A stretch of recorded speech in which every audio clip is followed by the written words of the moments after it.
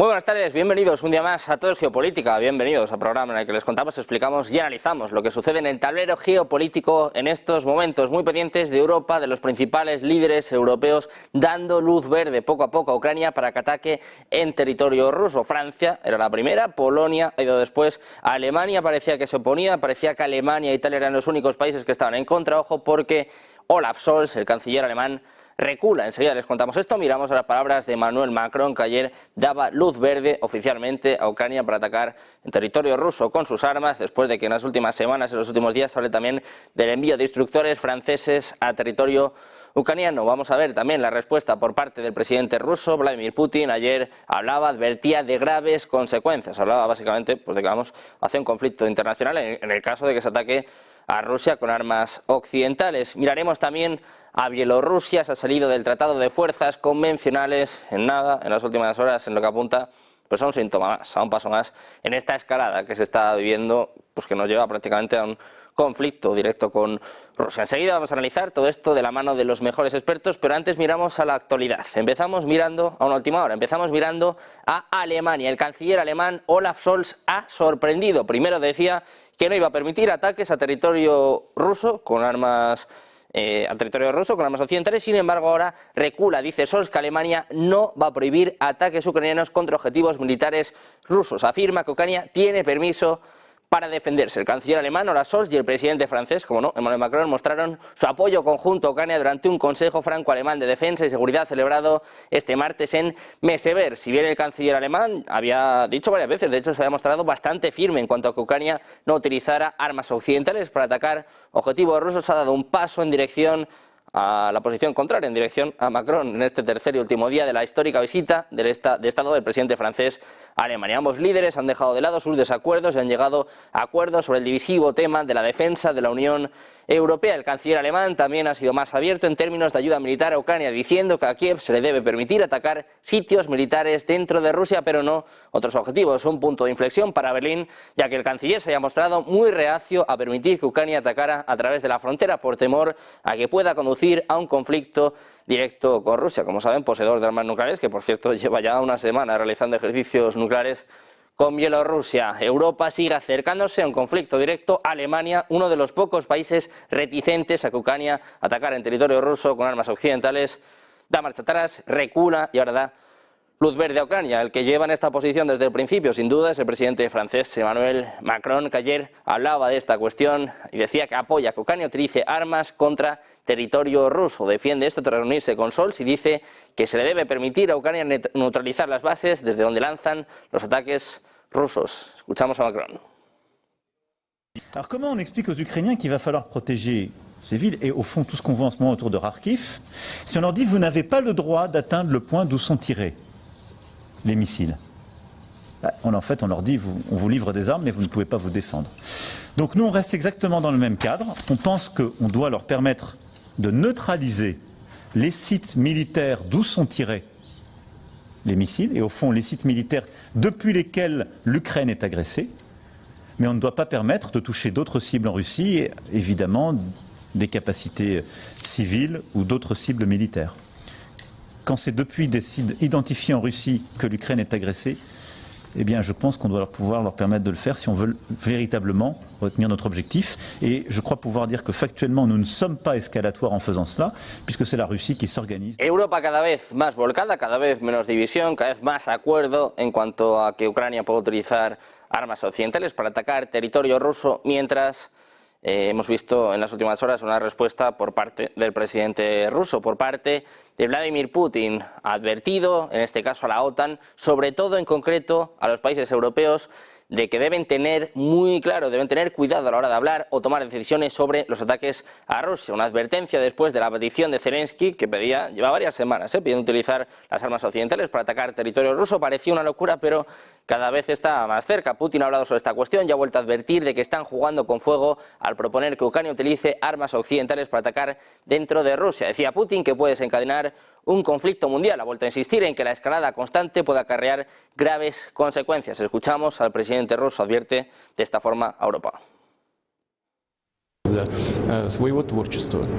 То же самое может случиться и в случае применения высокоточного оружия большой дальности, о котором вы спросили. Ну и вообще эта постоянная эскалация может привести к серьезным последствиям. Если эти серьезные последствия будут наступать в Европе, как поведут себя Соединенные Штаты, имея в виду наш приоритет в сфере стратегических вооружений? Трудно сказать. Они хотят глобального конфликта. Мне кажется, они хотели договариваться в сфере стратегических вооружений. Но что-то мы не видим большого желания это делать. Разговор на этот счет есть, а большого желания мы как бы не видим. Bueno, pues este es el mensaje, este es el aviso de Putin para Europa, mientras Bielorrusia también sigue dando nuevos pasos. El presidente Alexander Lukashenko ha promulgado una ley que suspende la aplicación del Tratado sobre las Fuerzas Armadas Convencionales en Europa en el país. Decía el texto, literalmente, suspéndase la aplicación del Tratado sobre las Fuerzas Armadas Convencionales en Europa, constituido el 19 de noviembre de 1990. La medida fue aprobada por el Parlamento bielorruso después de que varios países miembros de la OTAN suspendieran también el FAZ, el acuerdo considerado piedra angular de la arquitectura de la seguridad europea y que limitaba la cantidad de tanques, vehículos acorazados, aviones de combate, helicópteros y artillería pesada de las naciones signatarias. Este tratado sobre las Fuerzas Armadas Convencionales en Europa, que fue suscrito en París en 1990 por los 16 países miembros de la OTAN en ese momento y también por 6 estados del Pacto de Varsovia. Muy pendientes de estas cuestiones, llega el momento, como siempre, pues de analizarlo con los mejores expertos. Hoy tenemos a Luis Rodrigo de Castro, Relaciones Internacionales del CEO. ¿Qué tal? Muy buenas, Luis. Muy buenas tardes.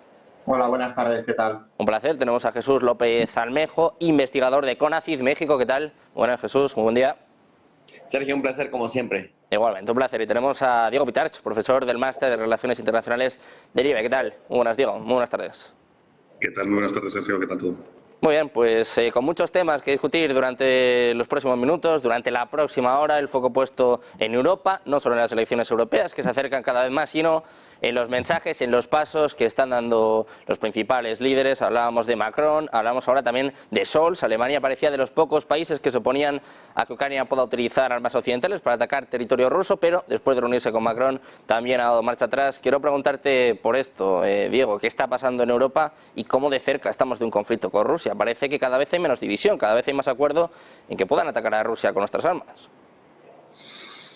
A ver, esto francamente me parece un auténtico dislate absoluto porque Europa, vuelvo a insistir, efectivos no tenemos, recursos cada día menos y esto a mí en cierta medida responde a una estrategia clásica de la política, ¿no? O sea, es que desde que la política existe hay que crear siempre un enemigo. Entonces ahora mismo con la situación que tenemos en Europa, crear un enemigo como Rusia nos viene, vamos, que ni pintado, ¿no?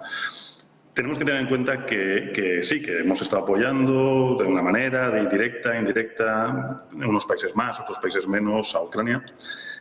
Pero dar este paso, francamente, a mí no digo que me asuste, pero sí que me preocupa considerablemente.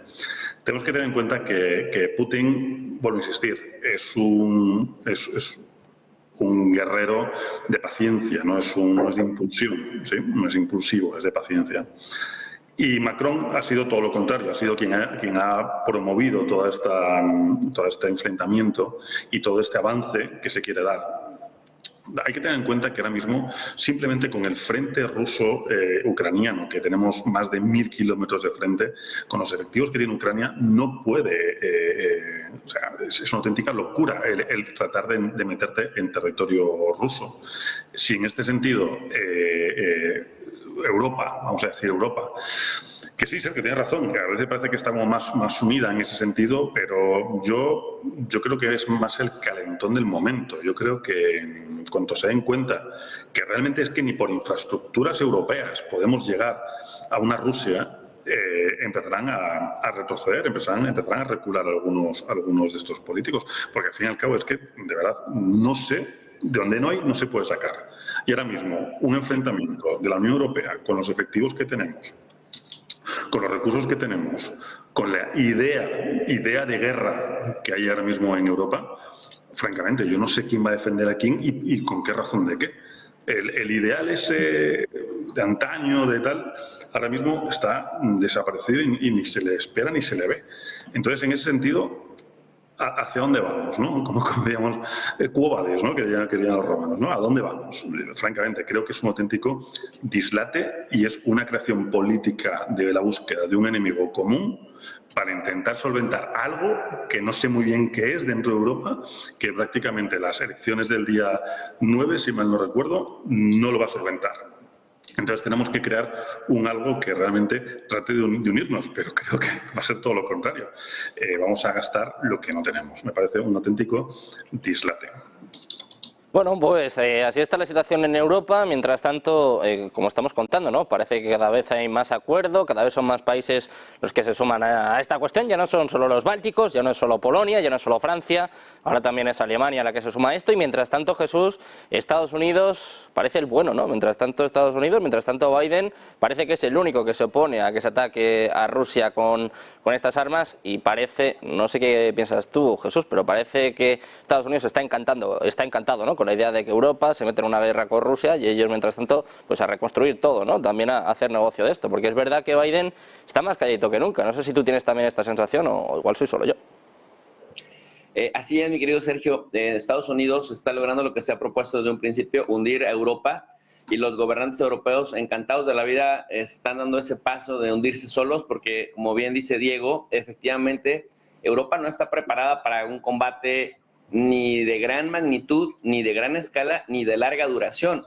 Generalmente la OTAN tiene o se compone de ejércitos en este momento, de ejércitos que responden a la insurgencia, es decir, ejércitos de contrainsurgencia para operaciones fulminantes que no pasen más allá de 15 días. Y un tema con Rusia, pues se ha venido anunciando. Si la OTAN decide entrar como organización en su totalidad a una guerra con Rusia, bueno, pues ya las posibilidades son infinitas, ¿no? Hasta una guerra nuclear que pues nos extinguiría como civilización, si le podemos llamar civilización a lo que tenemos ahora. ¿Y por qué digo que Europa encantada de suicidarse? Porque pues mira, ya se cortó a un aliado que le suministraba recursos energéticos, gas, petróleo principalmente, tierras raras, fertilizantes.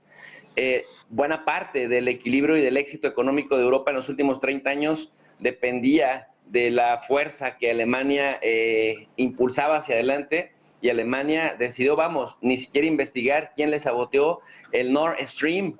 Eso me parece que es brutal porque es justamente la crónica de una muerte anunciada. Pero ahora, personajes como Macron, que sin tener la capacidad militar, ni siquiera la capacidad económica, vaya, ni siquiera de colocar a lo mucho 10, 15 mil soldados en Rusia, ahora habla una y otra vez, desde por lo menos hace un año, no solamente de poner asesores en el territorio ruso, sino también armamento o incluso desplegar fuerzas, cuando vemos también que la situación en Francia pues no es necesariamente la situación óptima. Y esto, Sergio, pues no me lleva más que a pensar, considerando a Estados Unidos más que la OTAN, Estados Unidos como el director de la OTAN, como el que mueve los hilos, en este punto, el equilibrio de Nash, del dilema del prisionero, este punto de donde pues ninguno de los jugadores en el juego, valga la redundancia, puede cambiar de estrategia. No puede cambiar de estrategia porque la estrategia que tienen es la estrategia que están tratando de optimizar, ¿no? Optimizan en función de las acciones de los demás, de modo que nadie quiere cambiar su acción. Y en este sentido, se entiende que Europa en este momento también intente disuadir a Rusia de que la defensa a Ucrania es tan gallarda, tan grande, sin que Ucrania sea miembro de la OTAN o sea miembro de la Unión Europea, y que entonces, si eso hacen por un país como Ucrania, lo que van a hacer por cualquier otro país, sea un báltico, sea Finlandia o sea la misma Polonia, que por cierto, Polonia también acaba de prohibir la circulación a los diplomáticos rusos, me parece que, bueno, pues intentan disuadir a Rusia de que Ucrania es el límite, la línea roja, y de que ir por más significa pues el encuentro, el choque total. Pero Estados Unidos feliz porque ya está siendo dependiente a Europa de sus, por un lado, pues de lo que le quiera vender, de lo que le quiera otorgar, Y por otro lado, algo que ha estado sucediendo que ya hemos dejado de mencionar, Europa sigue comprándole hidrocarburos a Turquía y a la India, que es lo mismo que comprarle a Rusia, nada más de forma indirecta, mi querido Sergio. Entonces también vemos, por otro lado, pues una especie de hipocresía, porque por más que aumenta la beligerancia verbal, pues finalmente en los hechos, por ejemplo, España sigue comprando de manera indirecta gas natural licuado, el resto de países siguen triangulando las compras, de tal suerte que, bueno, pues están diseñando una estructura, Sergio, en donde difícilmente se acabe con este conflicto, porque, y con esto cierro, el hecho de que estén Reino Unido, Francia, España, Dinamarca y otros firmando acuerdos bilaterales de seguridad con Ucrania, significa que en un próximo conflicto armado entre Rusia y Ucrania, si es que lo hubiera, ellos se comprometen a entrar a una guerra directamente para proteger a Ucrania. Es, digamos, el modelo sustituto de si no ingresas a la OTAN, entonces cada uno de nosotros en lo independiente te vamos a apoyar. Eso significa que Rusia no tiene incentivos para dejar que termine esto. Y si no tiene incentivos para dejar que termine esto, pues entonces todo el mundo se tendrá que preparar para economías de guerra para aguantar, digamos, en el mediano y largo plazo. Pues así está la situación en Europa, con Macron como cabecilla también de este movimiento contra Rusia, con las elecciones generales en el foco, en poco más de una semana. Luis, quiero preguntarte por todo esto, estos movimientos que se ven en Europa. Como decía antes, claro, ya no solo son los bálticos, ya no solo es Macron, cada vez parece que hay más unanimidad en esto y sobre todo parece que hay más descontrol, ¿no? Es un poco la sensación que me da a mí, que no sé un poco quién es el que manda en esto y sobre todo ¿cuál es el interés en meternos en un conflicto directo con Rusia? Pues yo aquí creo que más que un descontrol y bueno, este goteo que estamos viendo de países que cada vez más van apostando por esta vía, creo también que tiene que ver bastante con el punto de inflexión en el que está la guerra y las conquistas territoriales en Ucrania. En Europa, los líderes de los Estados miembros de la OTAN y de la Unión Europea saben muy bien que una victoria rusa significa un cambio de paradigma de aquello que hemos defendido y de las normas en base a las cuales hemos estado jugando esta partida de ajedrez que es la realidad internacional. Más o menos, si hacemos una retrospectiva histórica, desde el fin de la Segunda Guerra Mundial, las fronteras, salvo aquellos casos en los que ha habido un desmembramiento de estados como la Unión Soviética, Checoslovaquia, Yugoslavia, por ejemplo, no ha habido un cambio de fronteras en el que territorio de un país haya pasado a otro, ¿no? Esta estabilidad ha sido una constante en los últimos 80 años. Todo ello en base a unas reglas que, bueno, la principal de ellas es la inviolabilidad de los estados, la integridad territorial de los mismos.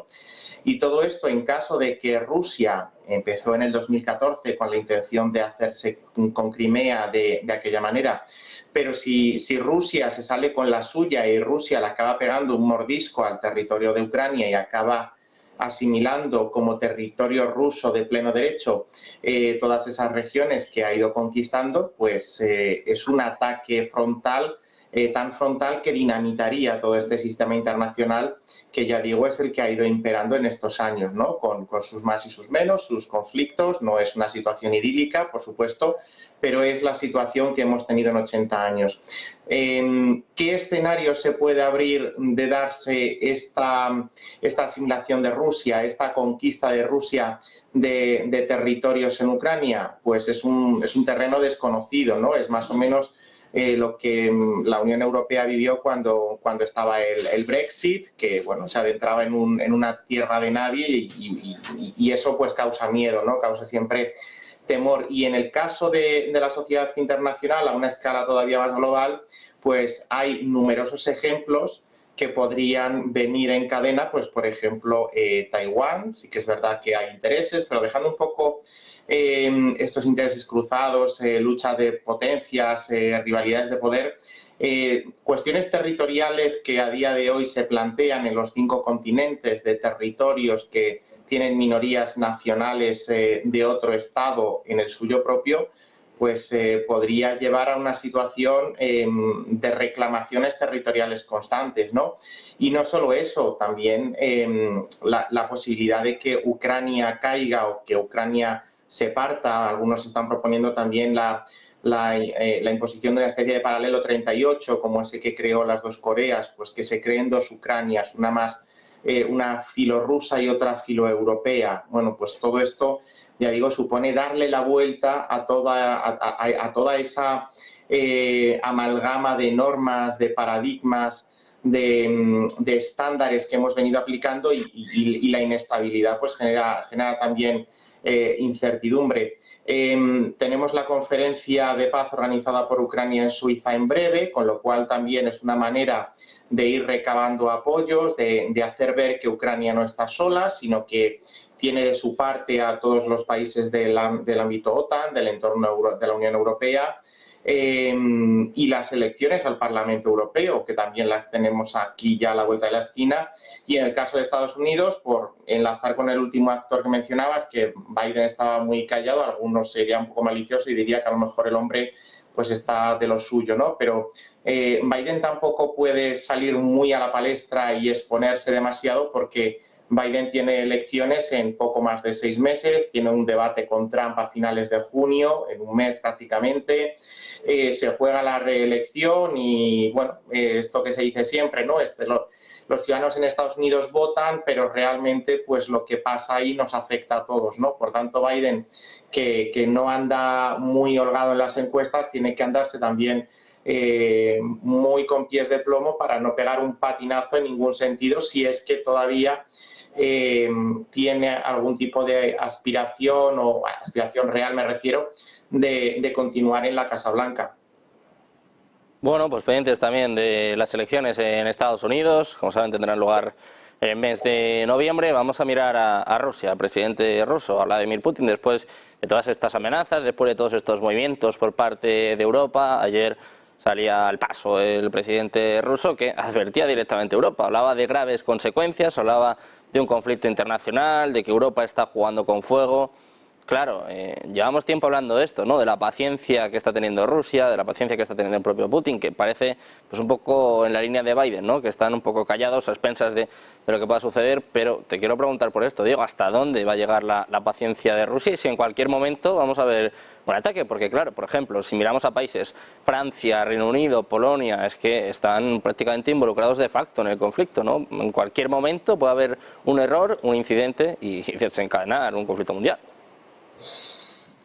A ver, la paciencia de este señor a mí me sorprende bastante, por una sencilla razón, porque es que desde que empezó el conflicto, de facto estamos metidos todos. O sea, que es que nadie habla de una guerra mundial, pero de facto estamos. O sea, al fin y al cabo estamos ahí metidos hasta las orejas. Pero bueno, ahí ya es una cosa que ha pasado, ya parece que está como más normalizado, que estemos ahí detrás, etcétera, etcétera.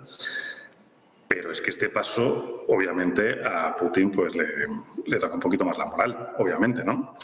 Tenemos que tener en cuenta dos cosas. Una, que además antes Jesús lo ha comentado muy bien, o sea, tenemos una dependencia energética que de manera indirecta, si nos quieren cerrar el grifo, nos lo cierran y búscate la vida. Y entonces ahí sí que Europa las va a pasar no mal, peor. Ya no hablo solamente de un conflicto armado directo, un choque armamentístico, no hablo solamente de eso, porque además el otro día, si mal no recuerdo cuando fue, hace como una semana aproximadamente,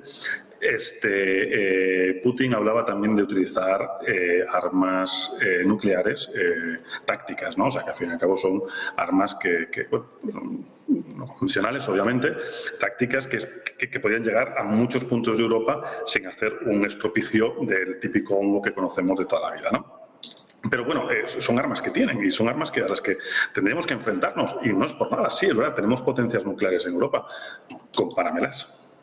Es que no tiene nada que ver la potencia de fuego que tiene ahora mismo Rusia con la potencia de fuego que tiene Europa.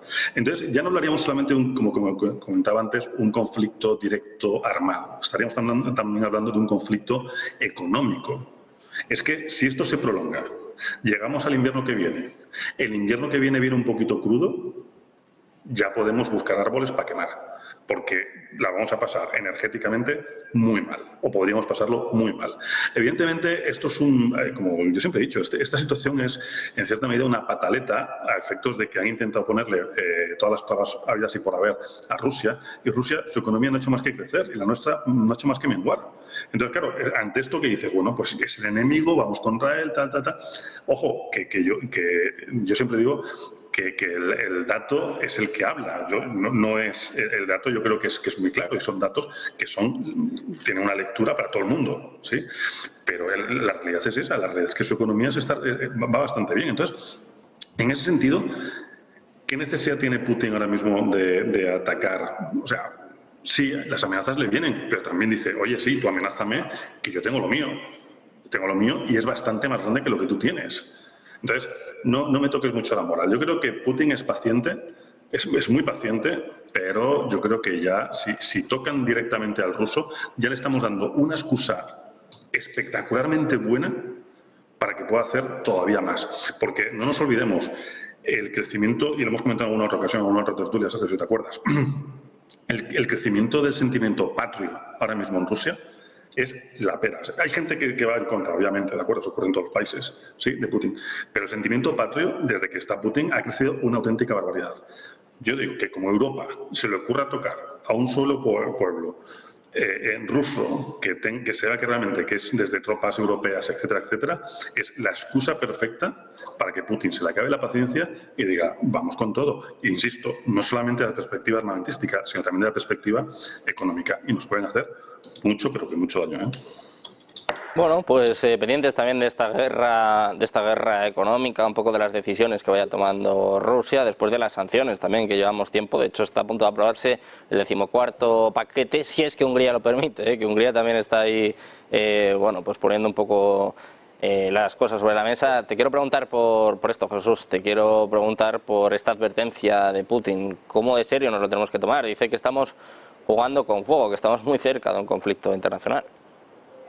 Es bastante serio, Sergio, es bastante serio porque, mira, ahorita se ha inflamado la violencia verbal en Europa, amenazando directamente la existencia de Rusia. Lo que está haciendo Rusia es disuadir también, decir, pues mira, por mi constitución, si el Estado se ve en peligro, pues nosotros vamos a recurrir a las armas nucleares, porque está claro que si agregamos a Estados Unidos como, digamos, líder de la OTAN, y medimos las capacidades materiales de la OTAN como organización, estaríamos hablando de 32 países, 31 países frente a Rusia, que le superan, pues por supuesto, en población, también le superan en economía y le superan en, digamos, unidades, pero dispersas, desconectadas, descoordinadas, que poco podrían hacer en caso de que esto escalara a una guerra nuclear. El tema es, ¿estará dispuesta la gente en Europa primero, a empezar a ir al servicio militar, a poner hijos como las madres ucranianas ponen a sus hijos, o las madres palestinas ponen a sus hijos, me parece, en el campo de batalla? Me parece que yo lo dudo bastante. ¿Estará la gente dispuesta a perder, digamos, los beneficios sociales que en este momento tienen antes de que le terminen de adelgazar el Estado benefactor para ir a una guerra contra Rusia? Porque finalmente las economías de guerra se manejan teniendo como prioridad la producción de armas, teniendo como prioridad también el estado de excepción, los estados de excepción, en donde esta normalidad que conocemos de derechos, de prestaciones, de provisiones, de empleo, etcétera, etcétera, terminan por tocarse y trastocarse y eliminarse de fondo. En ese sentido, me parece que si esta idea es impopular, decía un diputado el 27 de mayo, el 28 de mayo, un diputado español le reclamaba a Pedro Sánchez sobre los 1.300 millones de euros que le está ofreciendo a Zelensky en el marco de la visita de Zelensky a Madrid. Le reclamaba que por qué esto no pasaba, este tipo de ayudas no pasaba por el Parlamento, digamos, el paradigma de la expresión popular y era algo que decidía el Poder Ejecutivo. Y yo nuevamente me pregunto, cuando escucho la irresponsabilidad de los mandatarios europeos de decir, sí, que se ataque a Rusia en su territorio, decía Macron, que se ataque incluso en esos lugares desde donde salen los misiles con los que se ataca a Ucrania, de verdad dimensionarán hasta dónde podría llegar esto, porque me parece que si lo hacen por disuadir, están creando la narrativa ideal para que al rato detone una chispa y, digamos, lleguemos a un punto de no retorno. Decía bien Diego sobre el tema de la paciencia que han tenido los rusos. Me parece que es una prudencia estratégica, pero que al mismo tiempo no dejan, digamos, sobre el terreno el ir avanzando, por ejemplo, en Ucrania, y el ir también amarrando sus relaciones con China, fíjate, simbólicamente, pero que no es simbólico, más bien es significativo. El primer viaje de Vladimir Putin de esta administración ya tomando posesión nuevamente, se va a China, y en China están pues prácticamente también haciendo todos los preparativos para una incursión en Taiwán, mientras que Estados Unidos sigue entretenido en el escenario euroasiático, en el tema del Medio Oriente con Israel, con un Benjamín Netanyahu enloquecido, brutalecido, amenazando, burlándose de España, por cierto, que el ministro de Relaciones Exteriores de Israel ha rebasado bastantes veces la línea roja sobre cómo se expresa de la vicepresidenta del gobierno español o del mismo presidente del gobierno español, cómo se ha burlado de Irlanda, de Noruega. Y pues incluso Biden y Blinken han quedado como verdaderos payasos en el escenario del Medio Oriente, lo cual les resta también credibilidad para el escenario euroasiático. Y en ese sentido se esperaría que hubiera prudencia, y lo sorprendente es que la prudencia llegue de países como Hungría, que no son, digamos, los países que lideran la Unión Europea. Vemos a un Borrell que, lejos de ser procurador de diplomacia, procurador de paz, parece que es un incendiario y activo representante de la OTAN y no de la Unión Europea, que son dos cosas diferentes o que debieran ser cosas diferentes, y vemos cómo se borran cada vez más las líneas en donde no cabe la prudencia. Un Borrell hablando de legitimidad en los ataques hacia Rusia dentro del territorio ruso, y me parece que pierden de vista algo, mi querido Sergio, muy importante, y de ahí que vuelvo a tu pregunta inicial. Ninguna potencia nuclear dudaría en una guerra existencial en apretar el gatillo, el botón rojo, y eso me parece que no le conviene a nadie. Y a Estados Unidos está dispuesto a prolongar el conflicto lo que se tenga que prolongar, siempre y cuando eso le deje dinero. Cuando empiece a ver que hay una amenaza real, que no solamente amenace su fuente de ingreso o el fuente de ingreso de la corporocracia que gobierna ese país, en ese momento pues van a dejar sola, como acostumbran, a Europa, y Europa va a estar embarcada en un conflicto del que no va a poder salir o no va a saber cómo salir adelante.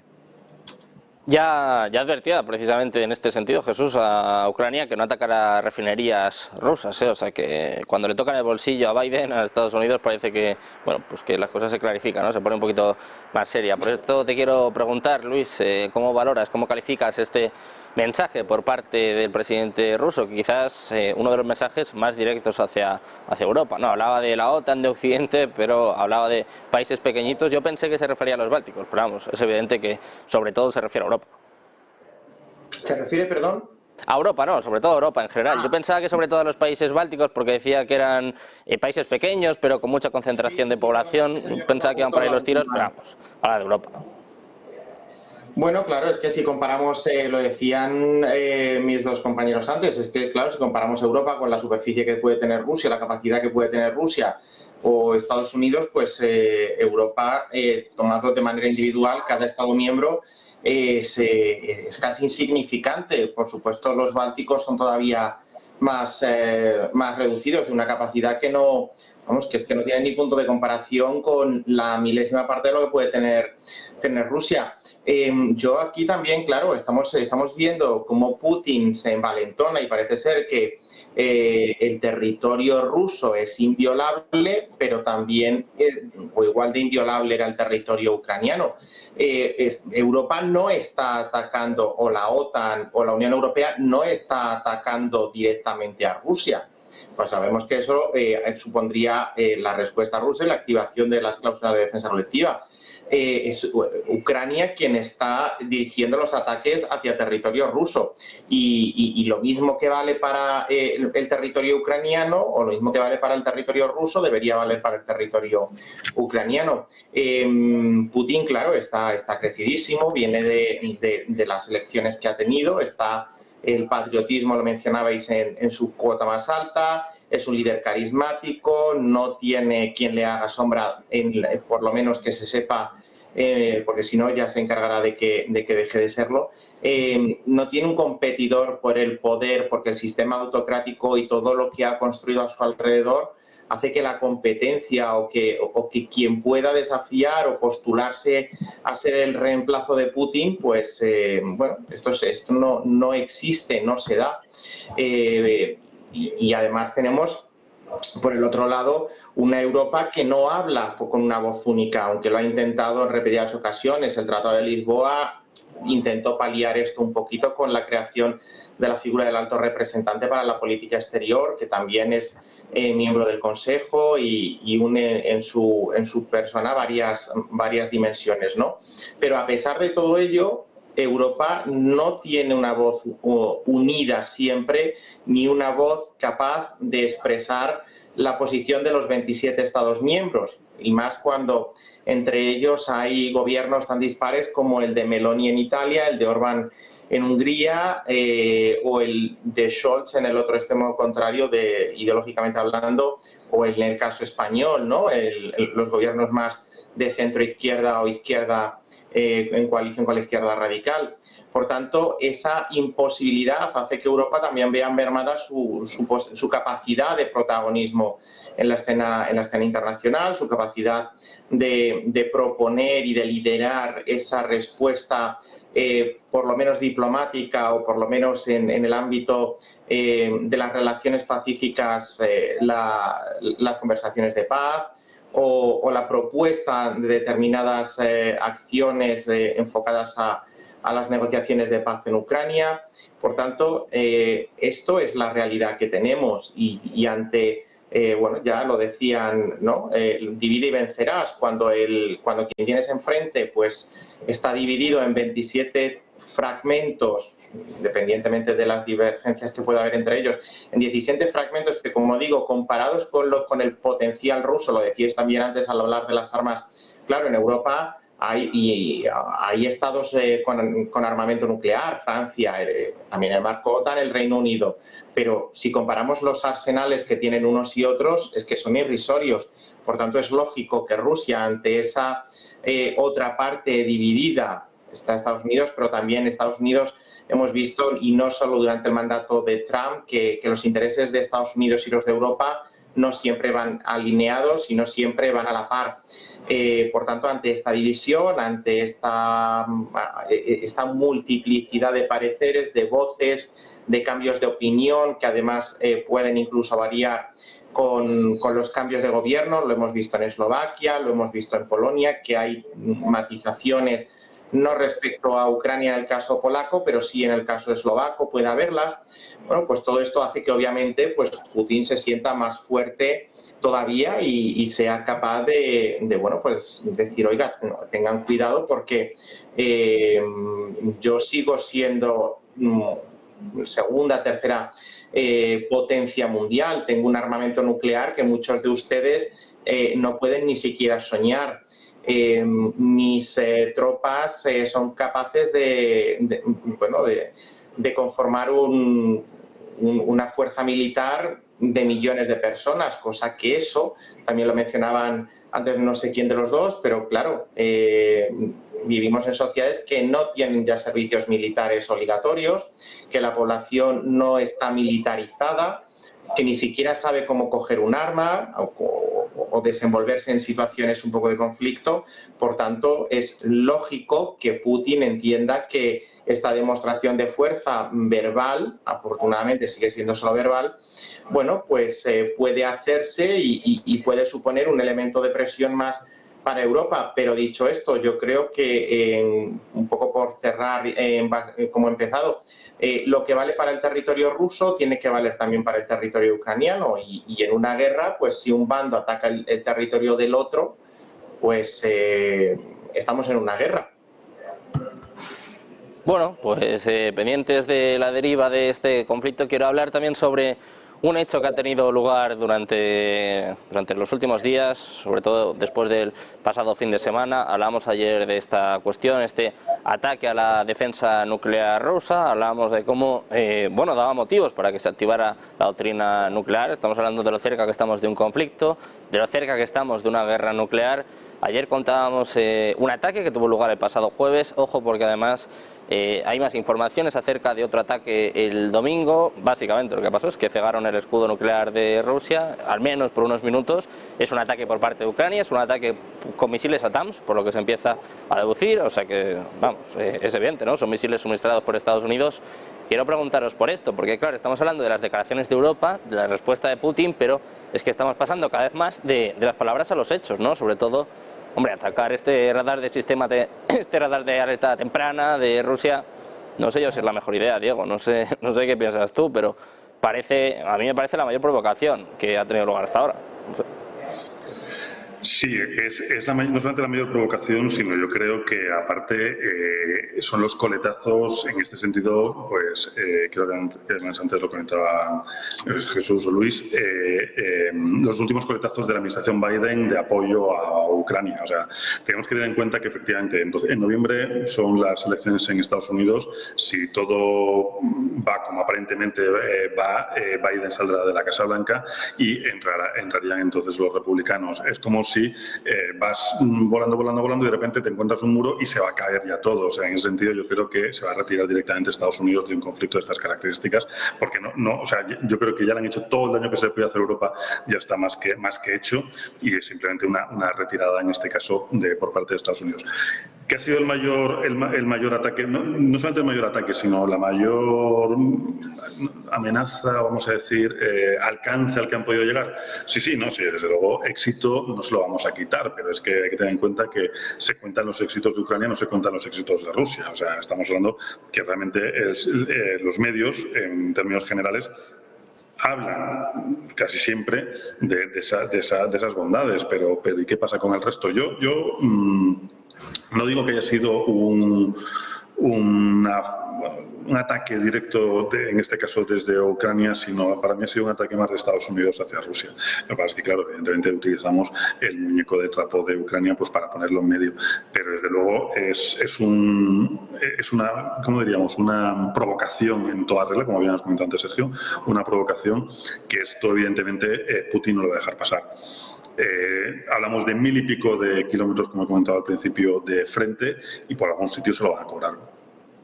Bueno, pues vamos a ver también en este caso hasta dónde llega la paciencia, ¿no?, por parte de Rusia. Decían por el chat que me enfado con estos ataques ucranianos, ni mucho menos. Yo lo que no quiero es una guerra nuclear. No sé si ustedes quieren una guerra. Yo tengo un hijo, o sea que cuanto menos lío mejor. Pero Jesús, te quiero preguntar por esto, ¿no? Claro, es que ya no solo son palabras, ahora son hechos y ahora es un ataque a la defensa nuclear de Rusia. No uno, dos, y encima hablamos de si es un éxito por parte de Ucrania. Hombre, a mí todo lo que sea acercarse a una guerra nuclear no me parece un éxito, me parece más bien una cagada, y más si encima Estados Unidos está detrás. Sí, definitivamente. Y no, además esto, Sergio, me recuerda mucho los ataques a la central de Zaporozhye, en donde decían que Rusia se había atacado, una central que controla, con lo peligroso que es que se salgan de control las cosas en una central nuclear. Ahora nada más falta que digan que Rusia se inmoló, ¿no?, o intentó autoinmolarse para llamar la atención. Ahora, yo quisiera aprovechar este espacio también para preguntarle a Luis, que lo veo muy preocupado por el tema de la inviolabilidad del territorio ucraniano, si ya sabe, porque dice que los pilares de la Unión Europea, hablando del orden basado en reglas, tiene que ver con la inviolabilidad de los estados. Pero, ¿por qué no se ha publicado la información de quién atacó el Nord Stream? Se sabe que muy poquitos países en este planeta tienen la capacidad para afectar una infraestructura de ese tamaño en un lugar tan público, tan visible, tan vigilado por satélites, tan vigilado por tecnología, desde Dinamarca, desde Suecia, desde Alemania. ¿Por qué Alemania ha echado, digamos, debajo de la cama esa información y han preferido no seguir publicándola. Desde ahí me parece que es un tema importante. Ahora, la inviolabilidad del territorio es grave, por supuesto, pero también es grave la injerencia de agentes extranjeros. Mira, lo que está sucediendo en Georgia me recuerda mucho la revolución de colores de Ucrania y me recuerda mucho el Euromaidán. O sea, cómo derrocan, y pareciera que eso es normal, porque no me gusta Víctor Yanukovych, es normal y hasta lo aplaudo, que al haberse retractado de llevar a Ucrania hacia el acuerdo de asociación estratégica con Europa, lo derrocan y pareciera que lo normal es que se apoyen a Pietro Poroshenko y a los gobiernos que vienen detrás, cuando de origen vienen detrás de un golpe de Estado, es decir, son gobiernos ilegítimos. Y lo mismo están haciendo en Georgia. Me parece sumamente ridículo que se diga que lo que está sucediendo en Georgia es porque quieren aprobar una ley prorrusa, cuando en realidad esta ley de agentes extranjeros es una ley que tiene Israel, una ley que tiene Estados Unidos desde 1938, una ley que tiene Australia, Canadá, esta ley de agentes extranjeros que intenta que se visibilice cuando un agente extranjero financia más del 20% del presupuesto total de un actor nacional. Entonces, y que están ahí literalmente en la plaza pública de la capital georgiana, ministros de Asuntos Exteriores de Europa, el alemán, que es el presidente del Bundestag, o el ministro del Exterior de Islandia, de Lituania, que además ha sido muy polémica su participación, ahí físicamente instigando las protestas en contra de un proceso legislativo meramente interno. Entonces, así como es importante el tema de la inviolabilidad territorial, también el tema de la injerencia extranjera para generar disturbios en un lugar en donde por sí ya está demasiado caldeado el asunto, me parece que es aplicar nuevamente la fórmula del librito y abrir un segundo frente. O esto que decía el primer ministro georgiano, un comisionario europeo me dijo que podría correr la misma suerte de Fico, que por cierto Fico desapareció, por lo menos en América Latina, no sabemos nada de su situación, pero desapareció de la atención mediática y no es un tema menor, porque finalmente es un mandatario de uno de los 27 países de la Unión Europea al que literalmente a bocajarro le dispararon con la intención de asesinarlo. Entonces, si estamos viendo en Georgia este libreto de lo que se aplicó en Ucrania y después se nos olvida el origen de las cosas, las causalidades, pues difícilmente podemos atender una correlación si no vamos a las causalidades de origen, mi querido Sergio. Bueno, pues pendientes también de lo que está sucediendo en Georgia, quiero preguntarte por todo esto, Luis, tanto la pregunta que te planteaba Jesús como este ataque a la defensa nuclear de Rusia, hacia dónde vamos, y también si hay que celebrarlo como un éxito o hay que pedir un poco de mesura, ¿no? Sobre todo teniendo en cuenta pues el contexto actual, ¿no? Que estamos muy cerca de un choque total y, hombre, yo creo que atacar los radares de sistema temprana de Rusia quizá ahora mismo no es la mejor idea. Pues un poco por empezar por la primera pregunta, lo del Nord Stream, yo no sé, no soy capaz de responder a esa pregunta. Si otra persona lo es, pues que lo diga y lo sabemos todos. Pero yo no mezclaría el Nord Stream con una agresión que se produce con Ucrania, por mucho que pueda estar conectado, pero creo que son cosas diferentes, ¿no? O por lo menos no son exactamente la misma respecto al magnicidio o el intento de magnicidio, porque afortunadamente Robert Fico todavía sigue vivo y sigue siendo de facto el presidente, el primer ministro. Podemos teorizar, pero hasta que las investigaciones no demuestren algo concreto, la sombra de la duda planea magnicidios. El último, por ejemplo, creo que en Japón, fue en el año 2022, Shinzo Abe pues sufrió un ataque bastante parecido y no había ningún tipo de injerencia detrás ni ninguna teoría conspiranoica más allá de una persona que no estaba en su sano juicio y arremetió contra el político, ¿no? Por tanto, vamos a esperar antes de lanzar las campanas al vuelo y de hacernos conjeturas sobre posibilidades, porque al final las teorías de la conspiración no siempre son verdad. Por tanto, sí que es verdad que coincide una posición un tanto escéptica con una situación de conflicto, pero vamos a esperar a ver las pesquisas policiales que dictaminan y a partir de ahí podremos entrar a valorar.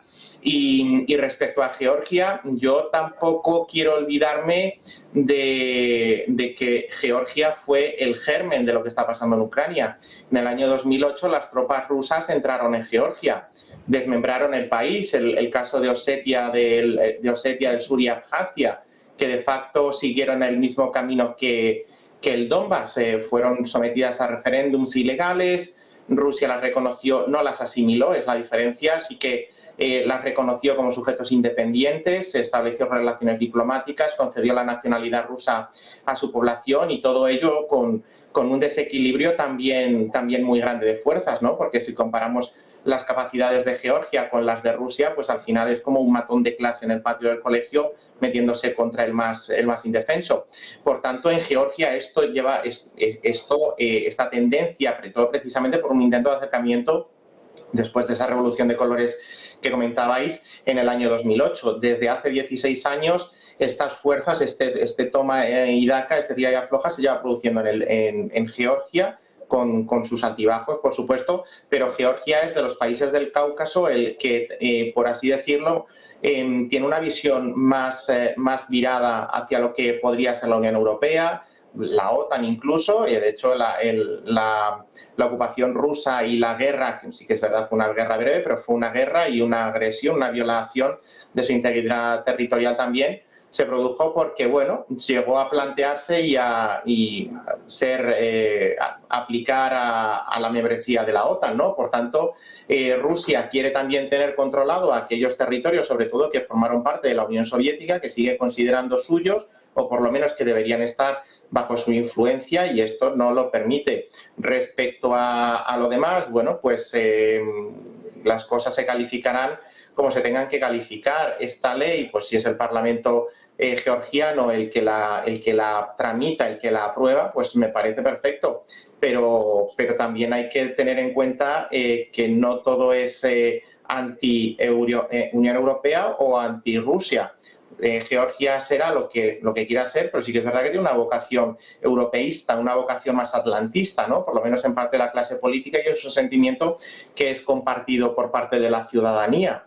En ese sentido, a mí no me molesta que ningún líder o presidente del Bundestag visiten el país y se reúnan con esas masas que tienen ese anhelo, cuando pasa lo mismo con Bielorrusia, o cuando hemos tenido visitas de líderes de países que son de la cuerda contraria a estados que le siguen un poco el camino. Por tanto, esta es la realidad internacional. Pasa en un bando y en otro. No me gusta la palabra bando, pero creo que con eso nos puede ayudar a entender mejor. Pero sobre todo yo me quedaría con que Georgia no es algo, o estos problemas que hay, estos conflictos, esas rivalidades entre la Unión Europea y Rusia, esa tensión respecto a Georgia, no es algo nuevo. Y tampoco se nos tiene que olvidar que tenemos otra región, que es Transnistria, que también podría seguir el mismo camino que tenemos sobre la mesa, y Moldavia por eso precisamente ha solicitado su adhesión a la Unión Europea como medida para salvaguardar su territorio. Sabe que si está dentro de la Unión Europea quedará cubierta por ciertos paraguas que Rusia tendría más complicado sortear, y bueno, pues esto es un poco la situación como yo la veo. Sergio, quería decir algo en un minutito. Shinzo Abe no era primer ministro de Japón cuando lo asesinaron, por lo tanto no se puede considerar magnicidio. Y yo nada más comentaba lo de Robert Fico, no por mezclar, sino nada más por aclarar que ya no se habla mucho de Fico porque era un sujeto incómodo de la narrativa dominante. Y me parece muy interesante que Luis reconozca que no sabe del tema del Nord Stream, porque finalmente, si te pones a hablar de que la importancia de la organización que apoyas, o por lo menos de la narrativa que alimentas, es la inviolabilidad territorial, con la tecnología que tenemos hoy en día y después del tiempo que ha pasado... Tú tienes acceso a esa tecnología, yo no la tengo, no puedo decir qué pasó hace por tanto no respondo. Oye, Luis, pero yo no te interrumpí. Mira que te quise interrumpir 10 veces, y como soy muy educado y entiendo que el debate es un intercambio de ideas, el no dejar hablar al otro me parece mala educación. Nada más esto. O sea, si de verdad la inviolabilidad del territorio fuera un principio fundamental, me parece que ya estaría terminado el tema en Ucrania, estaría saldado, se llegaría a un acuerdo de paz y listo, pero Nord Stream nos demuestra que incluso cuando los hallazgos de una investigación no convienen a la narrativa que se está alimentando, me parece que el hecho de que Alemania guarde los archivos de las investigaciones o no los hagan públicos, me parece delicadísimo, con lo cual pues se contradice esta idea de que realmente sea uno de los pilares. Así que no es nada teoría de la conspiración, es un hecho real, es un hecho fáctico y ahí está. Bueno, pues Jesús, el hecho real en estos momentos es que precisamente habláis de Moldavia, habláis de Transnistria, que también es un foco de tensión, y en los próximos minutos, de hecho ya se puede seguir en nuestro canal de Paralelo, está Maia Sandu, la presidenta moldava, junto a Antony Blinken, sorpresa en este momento de tensión con Rusia. Blinken viene a Europa y encima elige casualmente primero a Moldavia. Bueno, nosotros pendientes de todo esto, os damos las gracias a los tres por estar por aquí. Jesús, Luis, Diego, placer. A los tres, muchas gracias. Muy buenas tardes. Buen día. Gracias. Buenas tardes. Con toda mi mala educación, buenas tardes a todos. Un placer, Luis. Nosotros seguimos pendientes, como ven, de la actualidad geopolítica, económica, también de lo que acontece en directo. Enseguida, pendientes de las palabras de Antony Blinken. Una pausa y enseguida hablemos con toda la información en su casa, en Negocios Televisión.